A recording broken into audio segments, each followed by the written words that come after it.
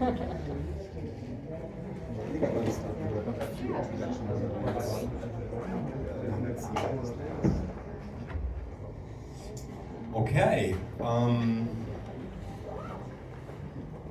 Thanks for being here. You could be in the garden, in the park, drinking beer. I appreciate that you postponed that for an hour or two. A few, let's say, administrative words. Please do not touch the windows, because if we move them, they break. It's a whole thing. I know how to move them if we need to, but currently, let's try to not touch them. If it gets too loud, just ping me, we'll close them a bit, or we can open more, I think. Otherwise, we'll leave these two doors open. There should be some good airflow here. If that's annoying for you, like ping me, we can change things. Otherwise, there's drinks in the room in the front. For the drinks, we have to thank Wikimedia because they sponsored them. That's a round of applause for Wikimedia. Especially like the politics team of Wikimedia sponsored this.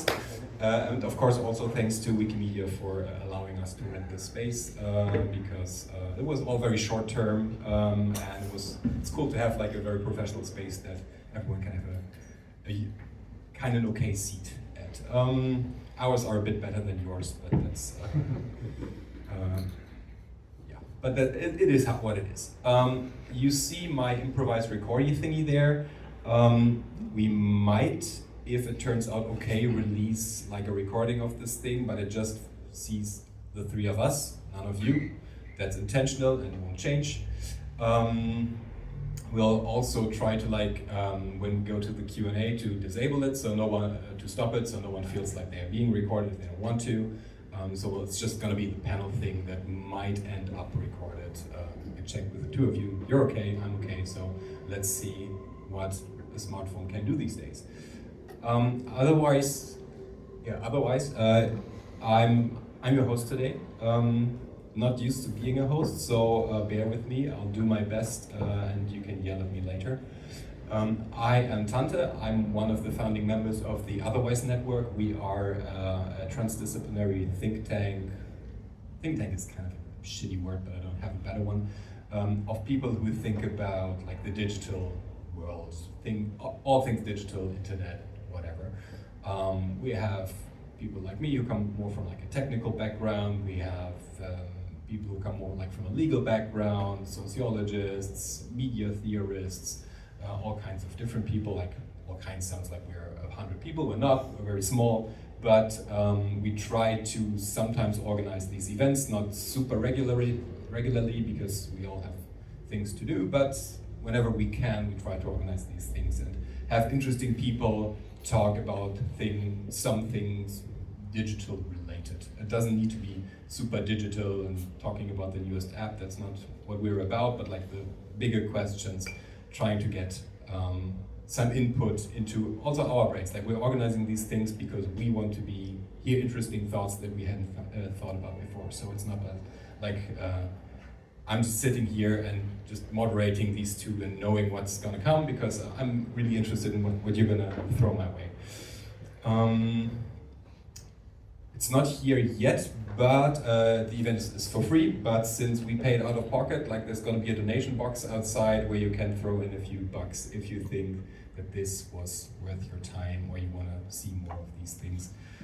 But don't feel pressure to do so. If it's out of the cards for you, that's totally fine. No one needs to pay, but of course we appreciate any donation by anyone. Okay, let me get my super prepared moderation pieces of paper here. Why are we talking about this topic? When Paris told me that he was going to come here, first we thought about talking about the techlash, which maybe makes sense from like an American-focused perspective, because that is kind of a thing that people talk about. But in Germany, that's a term that's not really well known. I realized when talking to a few friends, because Germany always sees itself as a bit tech critical. Like every conservative media, but even like more liberal media has always like this, yeah, we need to data protection and we need to think about this. I mean, in the end, oftentimes it's mostly like we don't want American companies to rule us. If it were a German company, the situation would be different. But like there always is like a vibe of criticism already. So the whole techlash thing didn't work. So we kind of thought about, okay, what is a question that's kind of like in the air and that we really want an answer to that goes beyond the usual, yeah, we got to think about it, maybe talk about blah, blah, blah, but like something that people are really looking for answers to. And we landed on this question of resistance and how, and even if and how that can be possible. We have two amazing guests today. I'm really super happy to have the two of them here. Our first guest, Sarah Grant. She's a media artist from Berlin. I'm quoting from like a website here. So you develop artworks as educational tools and to demystify computer technology, which is very dear to my heart, demystifying computer technology. And you're also the organizer of the Radical Networks conference, and like radical sounds already like very much in our ballpark here. And on the seat out there, we have Paris Marx. Most of you might know him as host of Tech Won't Save Us, a somewhat popularish podcast, I heard. Yeah. I think I've listened to like an episode or two. Also the author of Road to Nowhere, a book about like what Silicon Valley gets wrong about public transportation, which is a lot. Like it could have probably been like this tome, but luckily you narrowed that down. And you are the leftist foremost Elon Musk expert, I heard. Like a doctorate in Elon Muskology, basically. For better or worse. You have to push There's one up here. Up here. It is written. Yeah, hello. Yeah, for better or worse is what I was gonna say. Okay. But today we're probably not going to talk too much about Elon Musk, if there is a God in this universe. So I wanted to start by talking about the state of tech. Technology has been with people for hundreds, if not thousands of years, depending on how you define technology, of course. But especially when we talk about tech these days, it's largely about the very digital technologies, a very modernist approach to things like progress, innovation, blah, blah, blah, all these kinds of things. But I have this feeling that this whole vibe of resistance is kind of new. Like for the longest time, technology was seen as a very liberating thing. Like I'm an old man, so I grew up like in the 90s, and like my first experience with the internet was like the end of the 90s, beginning of the 2000s. There was a lot of talk about the internet making us all free and democracy would be everywhere if we just gave people like access to a DSL line or whatever. So the first question is like, if you look at the current tech landscape, do you think that something changed in the last decade or two? Paris first, maybe. I think you have a microphone. Yeah, hopefully it works now. Yeah, okay, we're good. In the past decade or two, I think that we're in a moment that is actually like very stagnant, even though we have all this discussion of, you know, AI is taking off and we're having all these huge developments right now, but actually we've been stuck in this kind of framework around the internet and these digital technologies and these companies that have been developing them and, you know, that have grown very wealthy as a result of developing them for quite a while now. And I think that they are very invested in trying to keep us in this kind of, you know, dependence on these particular technologies at this moment, because that is what they profit from, and, you know, that is kind of what their whole business is. But I do think that we've seen a change in the sense, you know, as you were talking about when you talked about the techlash from an American sense, or even, you know, the developments that we've had in the past, 6-8 years in the European Union with the increased regulation on technology, and now of course the focus on that in the United States, where I think people are less willing to buy these narratives that you were talking about, you know, the potential liberation of technology and all these sorts of things, because we see how these major companies have used these technologies to gain so much power over us and our lives. And now the question is, okay, how do we push back on that? How do we think about, you know, thinking about a different way of developing technology, or what technology could be and how it could serve people, but also to take on the power of these major tech companies that are so dominant and do have so much power over us, you know, and ultimately what that's going to look like, which I think is what we're going to be discussing over the next hour or however long we'll be talking about it. Sarah, please. Yeah, well, I mean, I think the biggest thing that's changed over the last couple decades is that the internet has become like an absolutely fundamental layer, like interface that we can't really live outside of, at least not without great difficulty. But I think the thing that really changed things was during lockdowns, when we became painfully aware of how completely dependent we are on these digital tools to, I mean, when you can't leave your house, like you literally couldn't, I mean, depending on what your job was, work or see or talk to anybody or maintain relationships without having to use these tools. But the thing is, I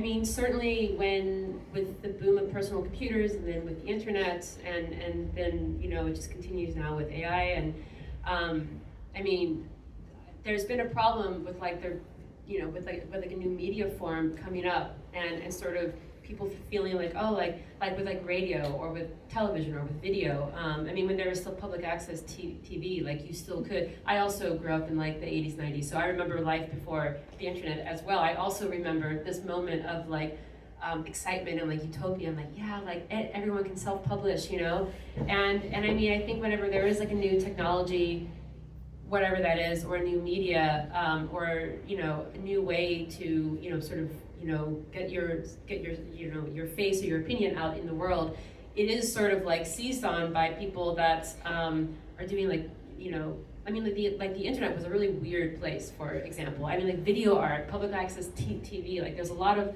weird things, but interesting things going on, and like grassroots and like activists and not just commercially interested parties using these channels and these media.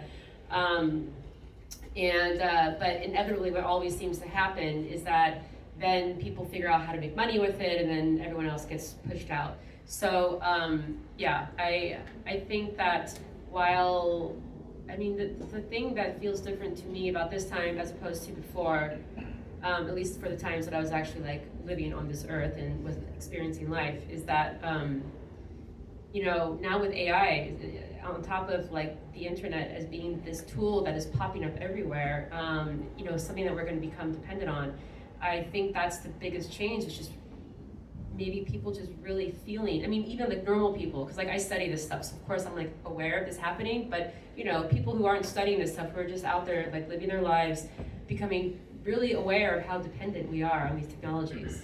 Yeah. So when thinking about changes like in technology, we also have to like look at society, and I want to like continue the discussion a little bit. What do you think is the societal role that tech occupies these days, especially in Western societies? Like that's where I have the most insight into. I don't have much insight into what goes on in China. Like, what do you think? Like maybe Sarah first, because you still have the mic. Like, what do you think is the societal role that tech has seen, that tech has taken, and has that changed? Right. Wait. So what societal role has tech taken on, but that has changed as well? Or? Did it change? Did it not change? I mean, I think the question is almost like what societal role has tech not taken on, and that's the thing that feels really oppressive at times. Of course, I'm more sensitive to these things. I mean, I don't know. I feel like maybe I'm more sensitive to these things, but maybe not. I think it's also a generational thing as well.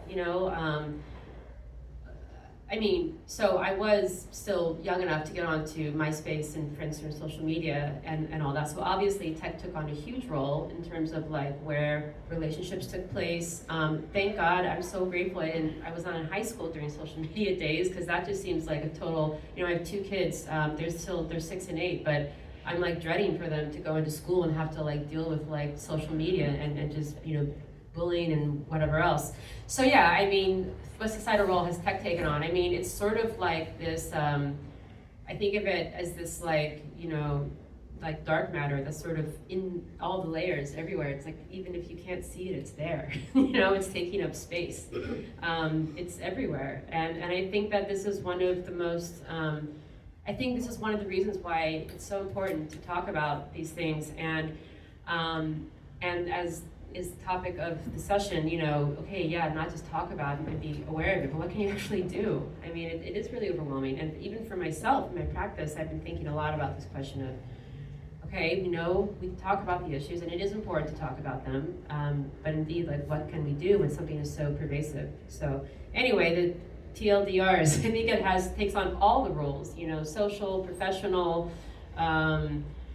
I don't know, like, just, you know, like the other day, my friend sent me a photo of, no, he posted on Instagram, a photo of his fridge that had a really, like, I guess, fancy fridge that had the screen on it, and on the screen it said, sorry, but this API is no longer accessible outside of Mexico, and he lives in Los Angeles.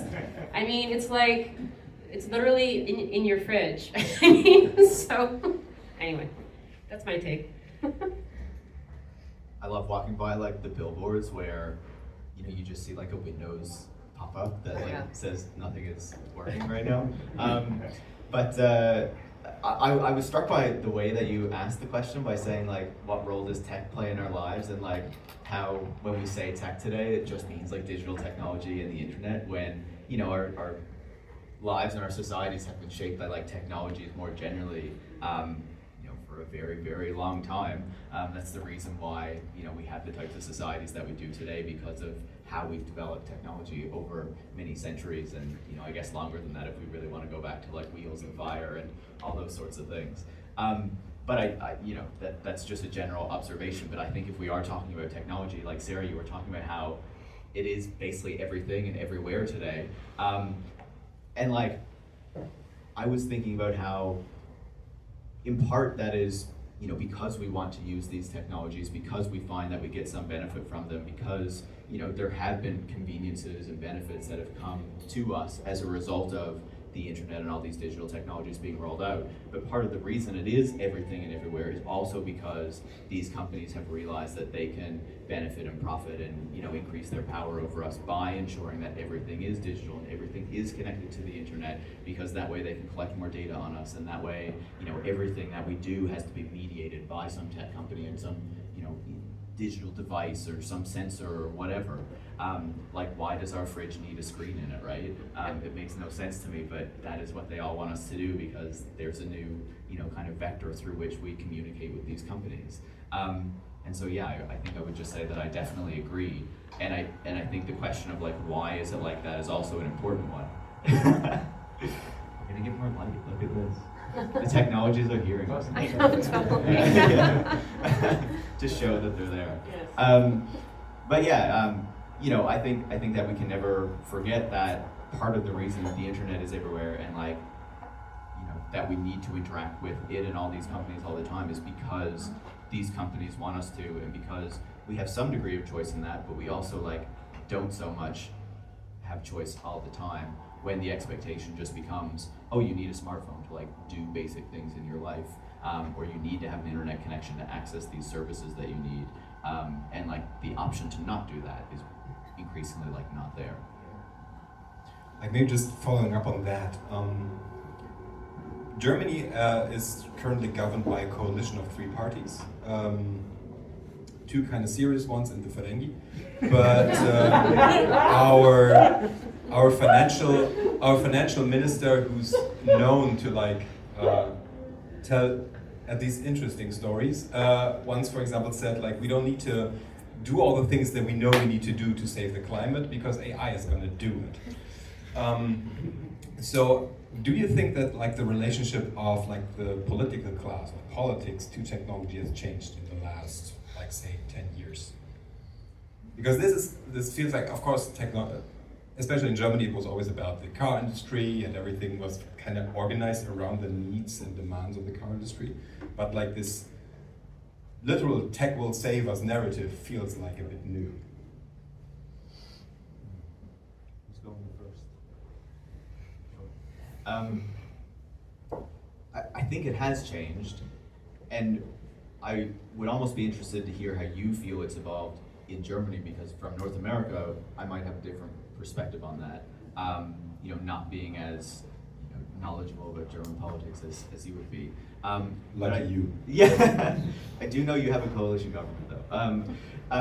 But I think when I think about how this has played out in North America in particular, there was obviously a huge embrace of the internet and the internet companies, and the economic benefits that potentially came with their significant growth, not just within the United States but globally as well. I think that we had this narrative for a long time about tech companies that they had this like division from government. They were on the West Coast and had this this distance from them, and were trying to challenge the power of the state and all this sort of stuff, when actually they were always working together from the very beginning, because it was the government that developed the internet in the first place, right?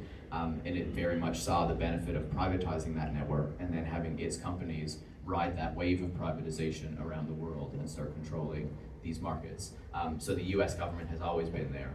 I think that we certainly do see a change in the United States over the past number of years, where they're really talking about regulation and they're talking about breaking up big tech companies. I think that what that ultimately amounts to is a bigger question, because I don't think that they're actually going to follow through on a lot of that rhetoric and a lot of that language, because I still think it's in their interests to have these tech companies be large and be powerful and what have you. And I still think that issue that you were talking about with the car industry is there with the tech industry as well, right? Like, I see it very clearly in Canada, where we're going all in on electric cars instead of investing in anything else, because we have a car manufacturing industry and we want to protect it and we don't want it to go anywhere. So there can be no idea of other ways of getting around, because the car industry needs to be protected, right? And I think that we see something very similar with the tech industry, where there are clear economic benefits and clear political and geopolitical benefits, especially if we think about the United States, to having this powerful industry that is particularly many of the dominant companies are located in the US.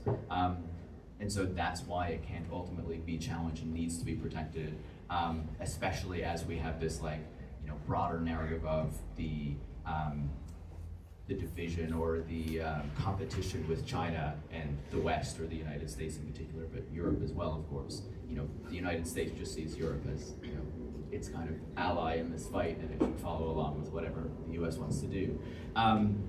But yeah, so I think that just makes the tech industry even more powerful. So even though we had this period where it looked like the Democratic politicians in the US really wanted to take action on tech, I think that is really receding, because they recognize that the power that the tech industry offers, the geopolitical, economic power, all this sort of stuff, is very important and can't ultimately be challenged, especially if we're heading into this period of kind of geopolitical rivalry that the United States hasn't had to deal with in a while.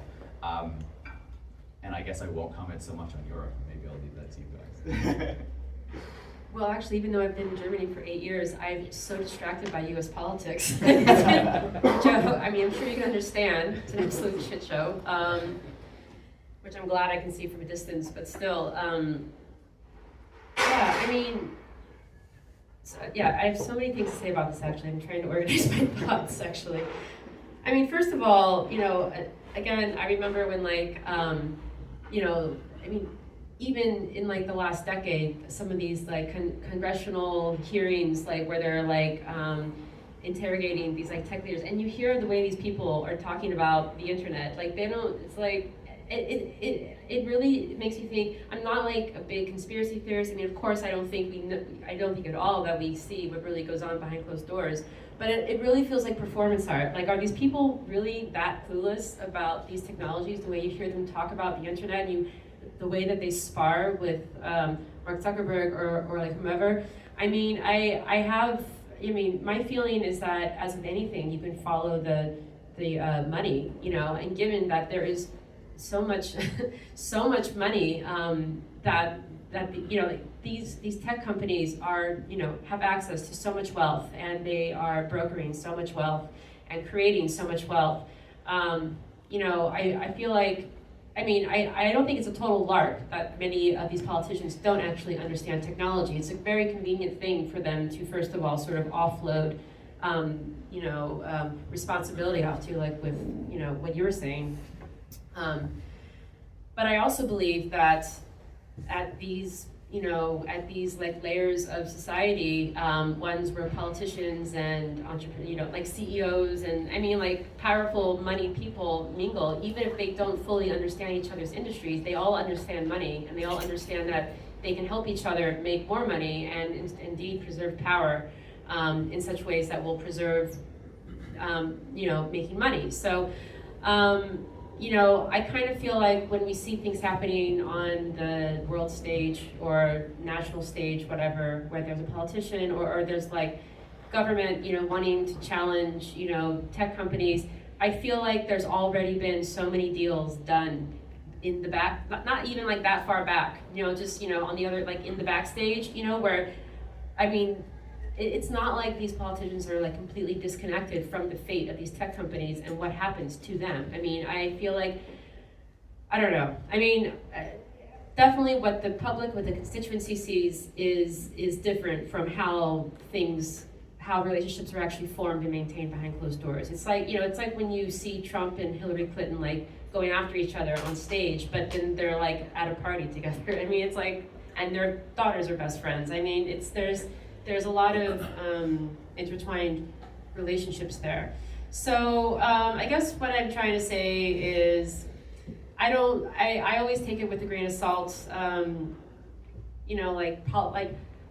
Actually, the other point that I wanted to make is, as well, these tech companies have so much power, not just because of money, but because, they are the infrastructure that even governments are like running on top of now. I mean, they have a lot of power, actually. I mean, they have become like the bones, like the infrastructure that everything hangs on, and, that has got to give them a lot of leverage. And who knows? I mean, I presume they have access to a lot of sensitive information and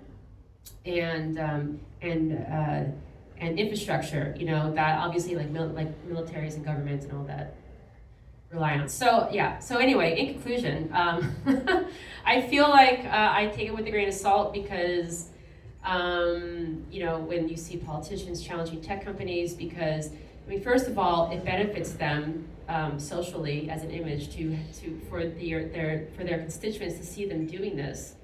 And while I believe that there is like a shred of truth, of authenticity there, where they are challenging, some aspects. It's not like they're like out there to like fight big tech. I mean, they have their relationships to each other, through like money, just infrastructure itself being something that we can't really decouple from. They're reliant themselves on these companies, and I think that, I don't know, I tend to think that a lot of it is performance. So today we wanted to talk a bit about resistance.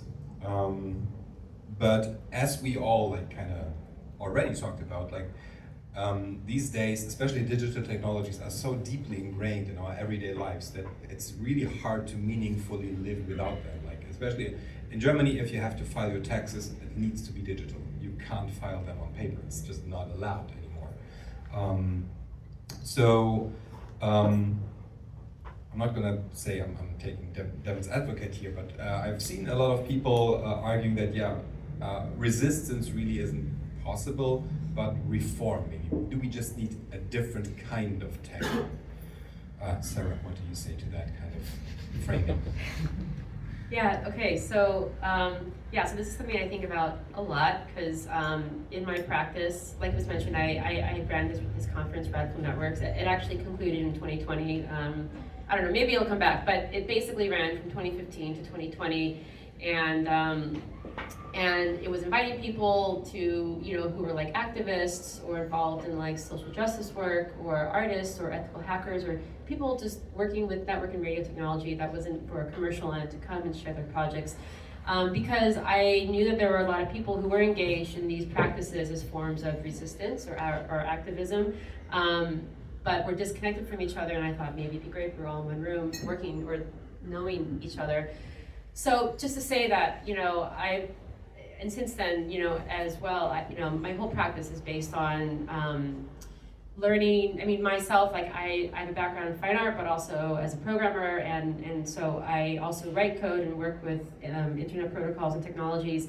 And I'm just on this mission to indeed demystify, or at least make more accessible how these technologies work, like to show people how they can run their own, web servers, or self-host their own, like web server or file server or whatever. Not email server. That's the only one where I'm like, it's not worth it. I mean, it's really like you're really on your own there.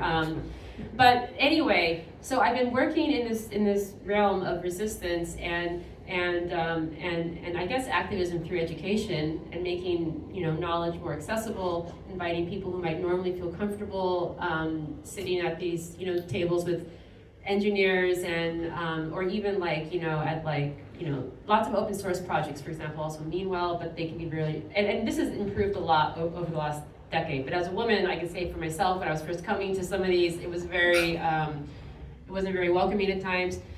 So where I'm trying to go with this is I have been coming to the point myself where I'm like, okay, me and others have spent a lot of time and effort opening up information, making it trying to make it more welcoming for people to come and learn, talking about like how we are vulnerable in these digital systems, networks, what have you.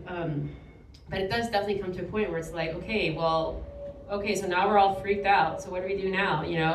And of course, yes, well, you can self-host your own servers, you can do all that, but I'm not like I'm not drinking my own Kool-Aid in that. Yeah, I do that because that's my practice, but I know that not everyone has time or resources to do that, and time is a resource too, of course, or access. So anyway, we come back to the problem of like, well, okay, what can people really do? And what I've been thinking about for also a while now, it might come down to is, reform, but I think instead of reforming at the engineering level or at the policy level or at these other places where it seems it would make sense to make changes, it seems that the only thing that really forces change to happen is critical public opinion.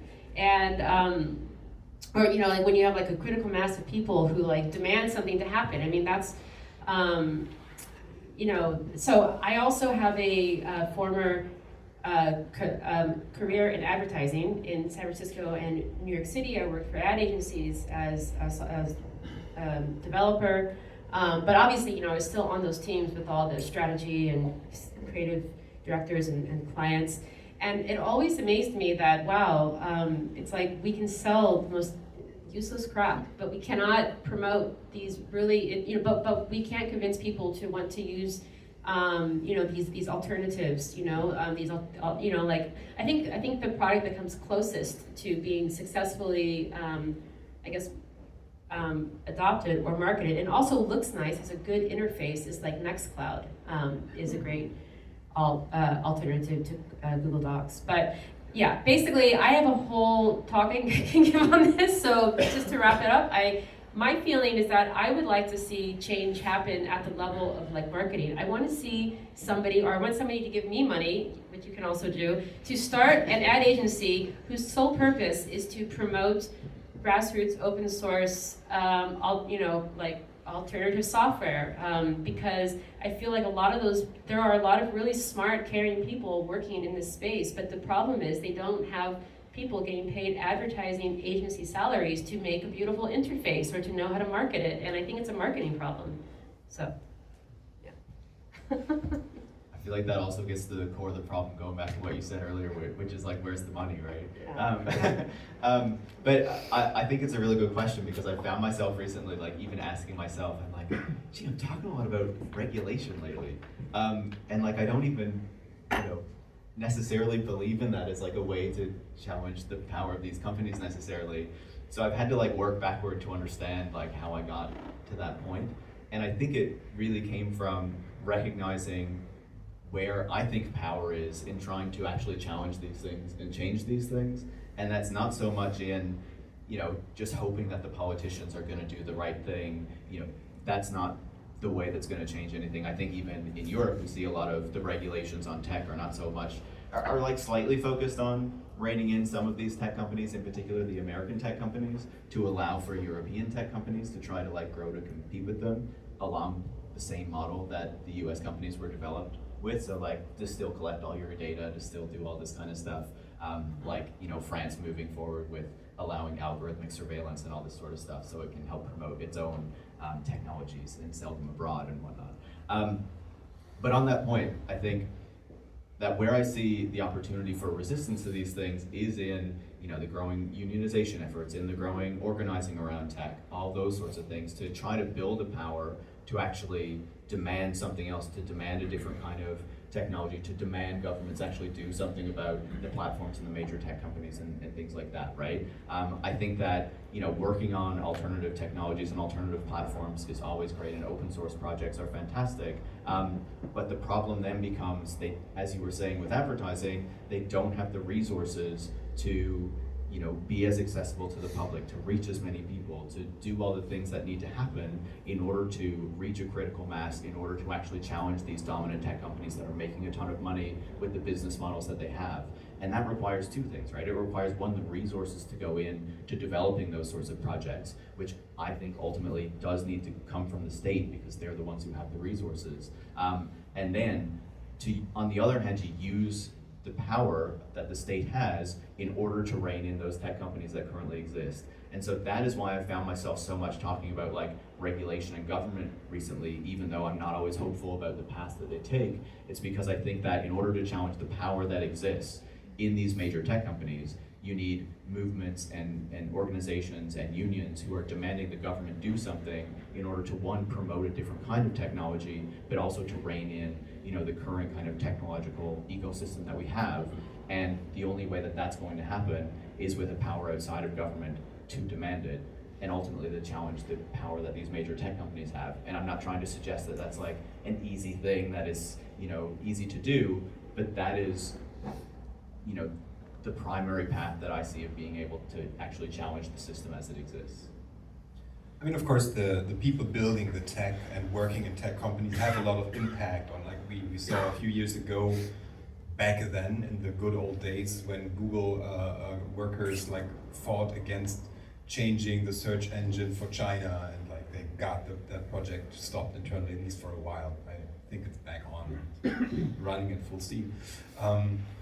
Following up on what you said, Paris, I see a shirt of the Tech Workers Coalition there, we're kind of on brand here, but do you see a lot of that in the real world? Because yes, that it needs to happen is easy to say, and especially when we've seen, not just we've seen it in the gaming industry in the last few months, we've seen it, but all over tech, Microsoft just decided that 10% need to go. Google also just fire a few people, it's good for the stock price, and then they realize that no one knows how to keep the services running, but that's a problem for another day.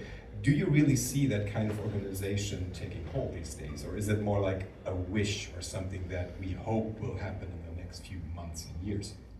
I think it's a mix, right? I think that we've certainly seen a lot of positive steps over the past number of years. I think that there obviously have been some challenges over the past year or so with the mass layoffs and things like that you've talked about. But I think the other thing is not just to look at what is happening within the tech companies, right? I think that that is really positive. I think that that is great. I think that we need more of it. And I think that there needs to be support into the efforts in order to try to unionize and organize at these companies, even if it isn't just unionization, right? But we also see how these companies are using their power to try to stop it, whether it's Amazon trying to bust unions, in the various places where they're trying to form them. The first Amazon union was just formed in Canada, which I was very happy to see. But also, we just recently saw Google fire 50 workers for protesting against the use of its technologies to aid the Israeli campaign in Gaza. And of course, we see a number of these other companies doing things like that, firing climate activists and firing other people who push back against the models that they're trying to move forward, right? And so on the one hand is what happens within the companies, but I think I'm also encouraged by what is happening outside of the companies to organize against them as well, whether that is organizations that have developed over the past number of years to try to push for regulations and policies that are going to try to rein these things in, but also just people who organize outside of all of these groups to try to stop various things. Obviously we saw people protesting and trying to stop the expansion of Tesla's factory here outside of Berlin. But also one of the things I've been noticing around the world is a growing opposition to data center construction in various communities in many different countries. And I see that as a very positive thing as well, especially as we're in this AI moment where these companies are trying to build a ton of new data centers to power their grand visions for AI. They need all of these massive hyperscale data centers to be built around the world. And what we're seeing is that in Ireland, in the Netherlands, in the Nordic countries, in Chile, in Uruguay, in New Zealand, in Singapore, and I can go on, we see these campaigns in order to try to stop these data centers. So I see those things as positive as well. It doesn't just need to be within the companies. And so, as I see those things growing, I gain a bit of hope. And of course, some of those data centers actually being stopped as a result of those protests and movements and moratoriums being brought in on data center construction in some countries. So I see all those things as positive, but again, that's not to say that there's still a lot more power that would need to be built in order to really try to rein them in. Sarah? Oh, yeah. No, I was listening and sort of thinking about what you were saying, and actually, I have to say, I've always been really impressed with at least what I've seen in Berlin, the power to resist here and actually get results from it. Because wasn't there like I don't know what it was exactly, but there was like some sort of Google building that was going to open up in Kreuzberg, right?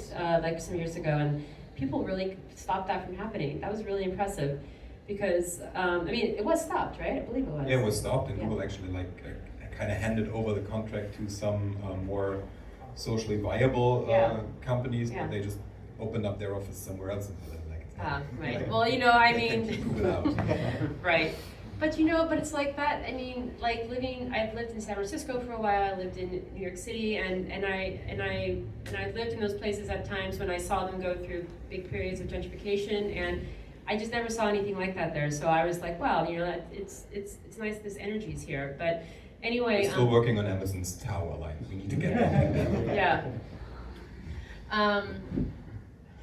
I mean, actually, everything you said is definitely uplifting and hopeful. That there is this energy. I mean, it's why it's like I don't necessarily hate on somebody because they work at Facebook or Google. I mean, I definitely have some colleagues and peers and friends out there who would do that. But I mean, that's obviously not very helpful. And I think that there are a lot of really lovely people working in these places that actually do want change to happen. For myself, I guess, when I think about how we can build up resistance and power and that, my route has been to do it through education. I mean, of course, that's not going to guarantee anything, but or with radical networks, when I was doing that, it was about not just having talks, but also workshops, so people could come in who wouldn't normally work with these things and kind of get their hands dirty, working with making a web server. I mean, it sounds so what's that going to do? But and I have had people before ask me so has radical networks ever resulted in a change in policy or legislation? And I'm no, because that's not the layer that we're working at. So yeah, I guess my point is that there are different layers that you can work at to affect change and to to sort of build up resistive power. And I feel for sure the most efficient place would be at the top, where all the wealth and regulation, power to make laws and policies and such reside. But I don't know, I when I tell people ask me what they can do or what can be done, if you don't have access to that outside of being an employee that's organizing in, which is actually, I'm glad you brought that up, because sometimes I forget that is also happening there. I think that in addition to that, it is important to be doing stuff on the ground, and education I feel is one way, of course, to sort of plant seeds in people's minds. And well, it doesn't guarantee anything, but it is a place, to get some work done that feels okay, there's something productive happening here. Can I just add one quick thing? Yeah, education is also what I do with the podcast, right? It's the goal of that as well. But I think one other thing I've seen positive, outside of general organizing and stuff like that, is also just a general, within the public, a general critical turn against a lot of technology. When the crypto boom happened, and sure there were a lot of people that were into it, but also a lot of people who were this is stupid, I'm not buying into this, it's a big scam right from the beginning. And even more so with the metaverse, haha, there's no legs on the avatars, and all this, a lot of people found it a joke from the very beginning. I think with the AI boom as well, we're starting at a base level where people are more skeptical of it from the very beginning and less willing to really buy into the narratives that the companies are trying to sell people. And I think that is, it's not as tangible, it's not as clear like what difference that makes, but I think ultimately there is a difference that comes with it, with the Vision Pro recently as well. All these sorts of products I think face a more difficult challenge in selling themselves to the public than they did a few years ago, and I think that is also helpful too. Wait, can I just make one point really quick? Yes, totally. But I think one of the reasons too why like metaverse and like crypto culture taking a hold has failed is also because of a brand problem, right? It just looks stupid. Like the people who are like the stewards of it just look like assholes, And I mean, and this is like what I mean is like, and again, I consider myself part of the open source grassroots world, but I feel like, also there, when you go to some of those meetups or when you think of like the hacker or the information activist, sometimes it's not the most approachable character either, which can be a real turnoff to getting normal people to want to like sign up for this stuff. So that's why I'm just, I've just been coming back to like, okay, like, we need to just like fix like the branding, and believe me, I'm not one of those people who are like, oh, my personal brand. Like I think that's really like nauseating. But I'm just saying there is a thing to having like a brand, I suppose, or like a way for people to relate to what you're doing and to the work that you're doing.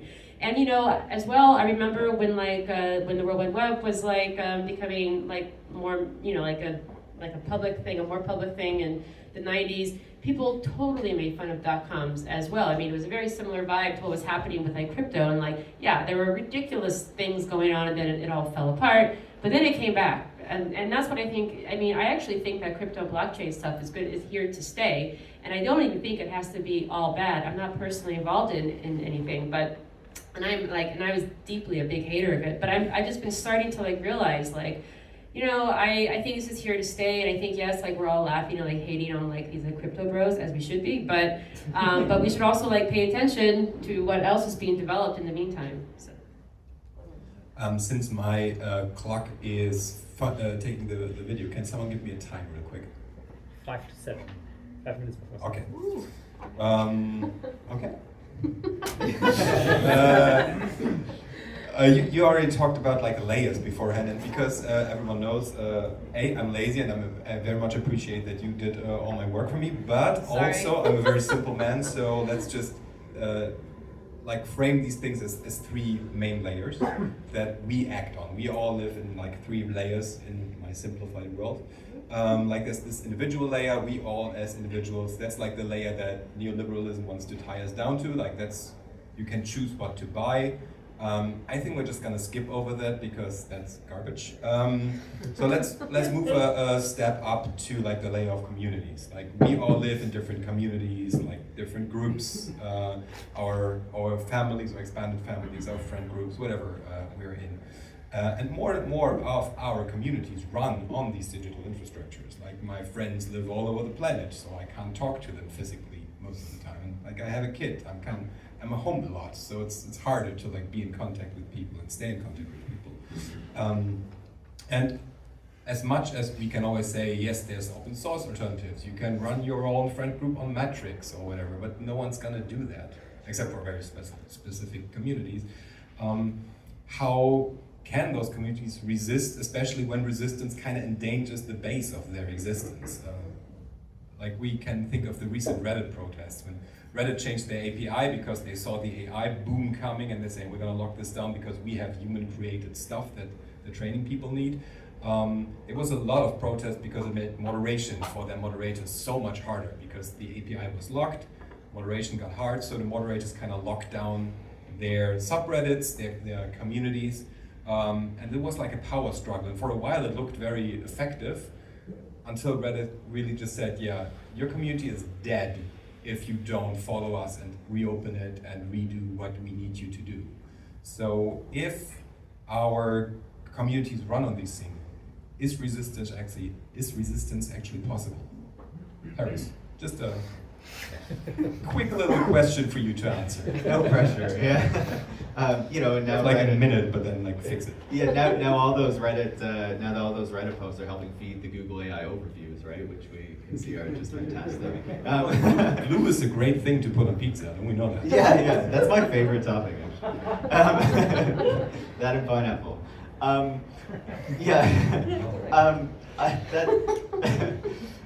Where do we even go with that question? I think it's challenging, right? Because I think that ultimately there's so many different ways that you can go with it, and I think part of what you said is like important to understand as well, right? Because I think that when we have discussions with people who like are more technically engaged and like technically knowledgeable, like the idea that, oh, we're just gonna like use one of these open source alternatives instead, and we're just all gonna get on that is like, sure, it's easy to say when we're like in these communities, even like telling people to talk to each other on Signal. It's like journalists and like tech people, like I can talk to them on Signal, but like my nan, she's not on Signal, and like she's not gonna get on Signal, right? She still messages me on Messenger, and I'm like, man, like at least text me, like, you know? But that's easy for her, right? And that's what she uses. So yeah, I think that becomes difficult, because then I think that, you know, even when we're talking about like service level things, that is sort of individual in a certain sense. Like, sure, it's a bit beyond that, but like certain people are just going to use certain things, and part of the reason that we do rely on these major tech companies is the fact that they recognize that a lot of people were getting online in the early 2000s and into the 2010s, and they made services that, you know, were going to be easy to use and for people to access, and then built services such that it was difficult to get off them and go anywhere else. And they also made a ton of money off of it to like further increase the power that they have there, right? And that's why I think it's difficult to just do like the exclusion or like the get off of them and use something else on like a really large scale, unless you have these actions that are happening at a higher level, you know, these intense regulations, or you know, putting a lot of energy and resources into building alternatives that are much more accessible than, you know, a lot of the open source projects that exist today for like, you know, even my nan to be able to use, right, in a really easy way. And so that is why I think it's a bit difficult to start talking about those different layers of how you're going to approach things. And I think if you're thinking about like the actions that people can take when they engage in those communities and start to do it, then it's difficult to really be prescriptive, because like different people are going to have different ways of engaging with these different groups and communities and organizations, and the types of things that they can do are going to be different, right? The idea that everybody needs to do everything is just not going to work. And so then I think it becomes a question of like, okay, based on where you are, based on the networks that you're in, like what impact do you feel that you can have, and what power do you think that you can build, or what way do you think that you can contribute to educating people to like help develop this consciousness in other people? And that becomes a harder question that's like more difficult to answer, because the answer to it is going to be so different depending on the context that you're in, I think. I feel like it didn't totally answer your question, but because I find it's a difficult question to answer. But Sarah's Yeah. gonna just knock No, it out of the no. park. Sorry, I don't mean to be talking too much. I just think about this stuff a lot. Well, I mean, all I want to say is, you know, how to get people to like, yeah, just stop doing one thing and do something else. I mean, indeed, that's a hard thing to kind of like intentionally engineer. But you know, that it felt like that kind of happened when we had Friendster, and then suddenly everyone was on MySpace, and that felt like it happens like kind of organically. In that, I don't know, for some reason. I mean, obviously there's something about MySpace, but people just like went there, and then and then it was Facebook, you know. And I remember, because I was like, you know, in my 20s then, so I was sort of, I think I was probably really like the target audience, you know, for those applications, but it just felt like. It just felt like this thing, like, oh, now we're going to Facebook, okay. And I mean, there's gotta be many people out there who have studied that phenomenon, you know, and if we could like harness whatever that magic is and get them to just, I mean, you've seen it almost happen though with like when Musk took over Twitter, sorry I brought up Musk, but you saw like there were like all these public calls, go to Mastodon. And you saw people like, yeah, Mastodon, wait, what's federated? They're like all like kind of like normal people like considering going to Mastodon, but then they got there and they're like, what the fuck is this? And then they got out. Oh, we were so close, you know, we had a moment almost.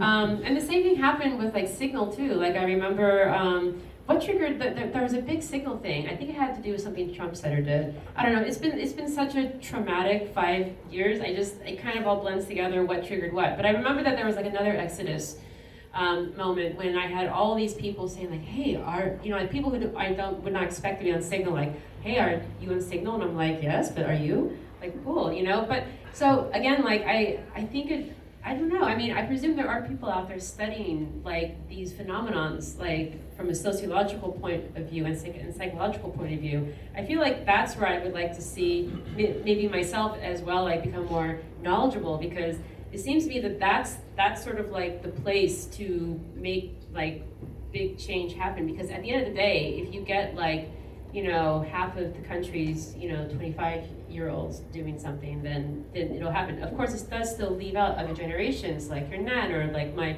parents, and so there is still like generational considerations. But in terms of getting change to happen, I don't know. It's like it feels like a holy grail to figure out how to do that.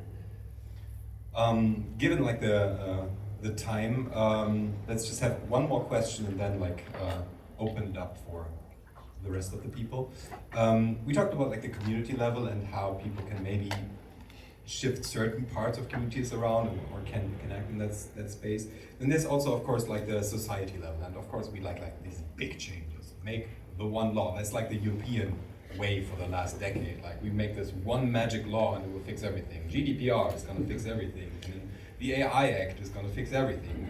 And on the other hand, if you look at the AI Act, like the limitation for how much compute you can put in there was literally as much as OpenAI put in there -1. Like that's kind of the reason. Like if what OpenAI did, that's wrong, but everything up to it is totally fine. And please give us European AI companies. Like it's easy to demand or to look at these, give us regulation, and I also have like this feeling we need to regulate things better. It's like kind of dumb what we're doing, but on the other hand, what does that even mean? Like I don't have the feeling that the regulation's always that great. Not saying that it doesn't do anything or that it's totally pointless, but it feels like when we're, as you said, like from the interviews that we sometimes see in the US Senate or whatever, where people either play clueless or are clueless who try to like get that regulation passed. So how would better regulation actually look? Like what does that mean to have better regulation? And I don't mean like the letters of the law now, but like structurally, what needs to change in the way we regulate these kinds of tech? Who wants to take it first? Another like very softball. I have a very short answer. Just burn it down. I'm okay with that as well. Yeah. Just kidding. If this gets published. As the past few years, like watching the Dune movies and like getting back into that universe, I'm like, yeah, Butler and Jihad, maybe I'd be down for that. Let's just destroy it all. But if we're not destroying it all, I think this is where, like, kind of going back to what you were saying earlier about how the governments basically, have this economic incentive in order to, allow these tech companies to do what they're doing and to build these alliances with them and to protect them to certain degrees. I think that's why the regulations are still so flawed that we do receive, right? Like, sure, they make some difference on the margins, and sure, okay, there's a bit more like data protection that happens if you have the GDPR and you have a bit more like individual data rights that are happening there, but it's still not like a huge fundamental change to how these business models are structured, and the companies still have a ton of power to try to get around it. And that's why I think that if you're ultimately going to challenge what exists right now, building that power is so important to doing that, because it's not just about, okay, which regulations do we want in order to force the companies to do different things. At the end of the day, it's a question of like the economic model that all of this is built on in the first place. And if you're not going to challenge that, then nothing else is really going to change, right? Like if the European Union is passing regulations that are based on restricting American tech companies, just so they can build European tech companies that do the same stuff. But now they're European, so it's okay because we're making the money and we get the power that comes with the companies doing that. We call it European values. Yeah, sorry, European values. Building national champions, like it's all brilliant stuff. And like, listen, Canada does the same thing. Like, I'm not just calling out Europe. Canada just doesn't regulate nearly as much, and it's just like, how about we give you this money to like set up here? But yeah, so I think at the end of the day, that is like the question that I have is, okay, I see the government, and I see like the state using its power as being essential to challenging the power that these tech companies have. But ultimately, if something else is going to be built, that requires a much deeper like reconsideration of the economic model that these companies are built on, or that like the tech industry or like that technological development is even based on.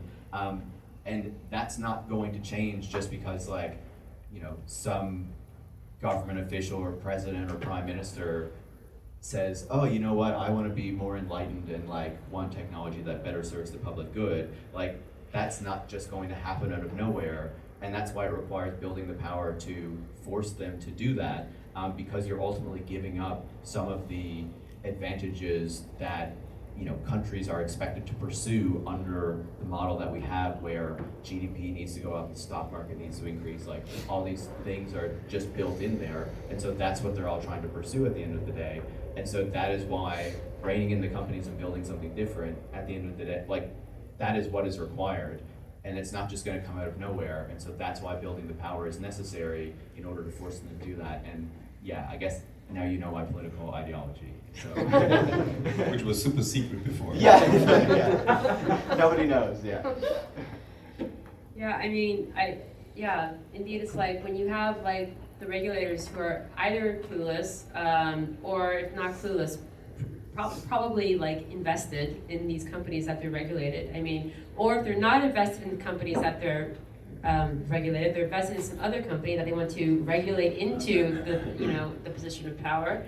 I mean, you know, I'm not a lawless person, but I am very cynical about like 99% of laws out there, because I feel like, you know, and I'm not the first to say this, of course, like laws are there to keep certain power structures in place, and not because it's really about what's right or wrong, you know, and the same with like these regulations. I mean, not to sound cynical, like I haven't like given up, like I'm not totally turned away from the possibility of this becoming, you know, of this helping somehow this predicament that we're in, but it's so hard to like trust it, because indeed like it is kind of about maintaining like money and power structures.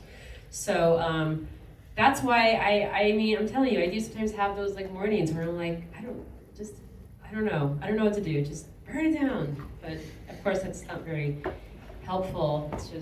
It's frustrating. It's hard out there, to be honest. But fires can be very nice. Indeed. So, we have a few more minutes. I'm going to turn off the recording, and then I can pass out the microphone to a few people who might also have a question or an input for our guests.